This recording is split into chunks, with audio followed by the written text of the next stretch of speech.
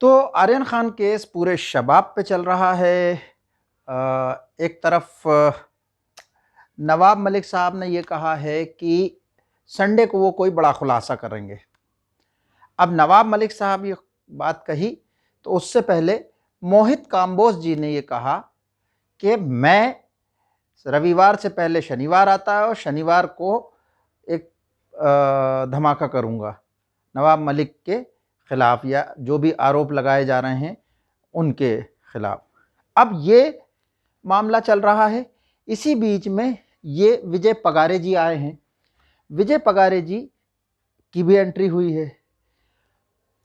मोहित काम्बोज और विजय पगारे जी दोनों की बातचीत में विजय पगारे जी जो कर रहे हैं वो, अगर हम इसको नवाब मलिक वर्सेस समीर वानखेड़े माने तो ये साइड ले रहे हैं नवाब मलिक का और ये साइड ले रहे हैं समीर वानखेड़े जी का, मोहित काम्बोज जी।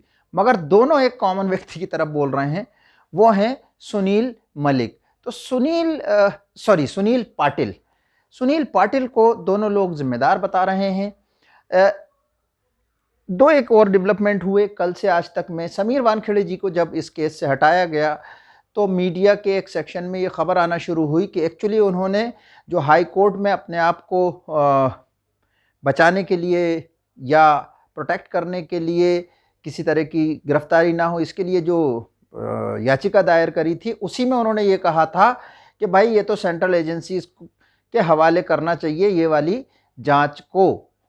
तो ये मामला इस तरह से रखा गया।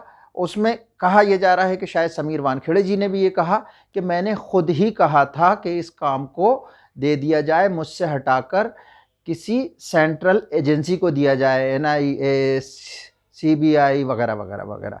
तो कुल मिला के ये बात कही जा रही है कि समीर वानखेड़े जी ने खुद हटे हैं उससे और ये उनकी अनुशंसा पे या उनकी रिकमेंडेशन पर ये अनुशंसित हुआ है। तो ये एक पक्ष है। दूसरा एक साहब हैं आशीष रंजन, ये सब इंस्पेक्टर हैं जो वानखेड़े साहब की टीम में हैं। उनकी फिर से एक बार पूछताछ हुई है, दिल्ली में हुई है 2 और 3 नवंबर को, जिसमें NCB ने उनसे जानना चाहा है अब जो भी बातचीत हुई हो। तो ये कुछ छोटे डेवलपमेंट थे। बड़ा जो डेवलपमेंट है वो है मोहित काम्बोज जी का, जो कि पहले आया। मोहित काम्बोज जी क्या कह रहे हैं? मोहित काम्बोज जी ये कह रहे हैं कि NCP के लोग इस मामले में शामिल हैं। सुनील पाटिल जो हैं वो NCP के लोगों के साथ बहुत करीबी हैं। ख़ास तौर से उन्होंने जो अभी अरेस्ट हुए हैं ED के द्वारा, पिछले गृह मंत्री अनिल देशमुख साहब, उनके बेटे से बहुत ज़बरदस्त दोस्ती होने की बात कही है। और NCP PPP है ना, राष्ट्रवादी कांग्रेस, नेशनलिस्ट कांग्रेस, तो ये उनके लोगों के बहुत करीबी रहे हैं, उनके यहाँ बिल्कुल घरोबा रहा है।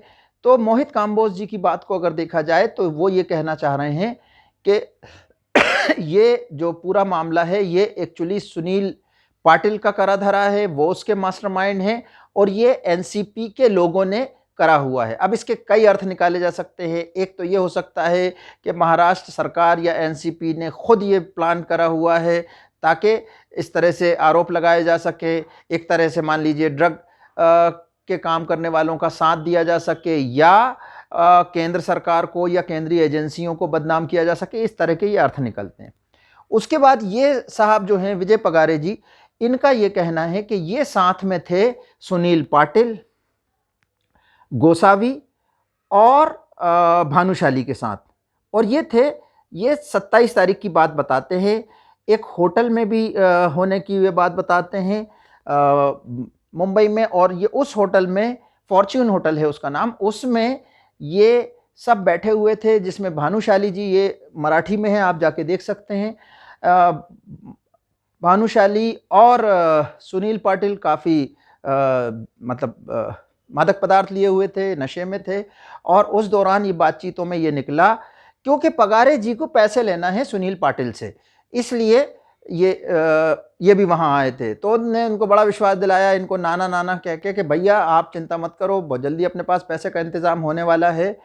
और ये फिर रुके उस दिन तक फिर इनको जब सब चीज़ें दिखी तो इस दौरान वो सतीश मान शिंदे से भी मिलने की कोशिश करी और उनको बताने की कि साहब ये तो बड़ा भारी साजिश है।